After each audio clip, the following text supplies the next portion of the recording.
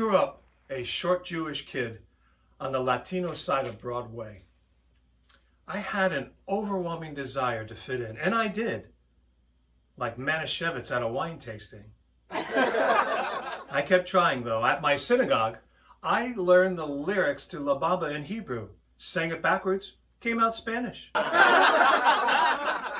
One thing that set me apart from my Latino neighbors were my luxurious locks of wavy hair. God rest its soul. I slicked it down with Vitalis to look more Hispanic, but it was no match for 2,000 years of Jewish heritage.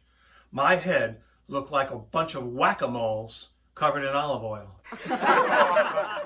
I even tried walking with a cool Latino West Side Story swagger, but I just looked like Moses having a seizure.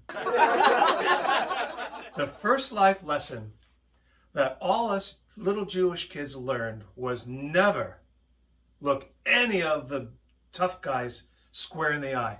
And I did that once. I exchanged a 2-second glance with this drop-dead gorgeous Latina surrounded by a bunch of tough guys. One of them said to me, "Hey, pendejo, what you looking at?" You know there's no good answer to that, right? If I had said, "Nothing," the automatic expected response from him would have been, "What you mean nothing?"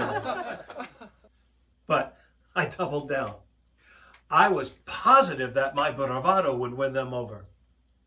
So I said, "Hey man, listen, you've got to admit, this girl is stacked." That's when I got my first beating. Hey, that girl can hit hard. And then she took my lunch money. Lesson learned.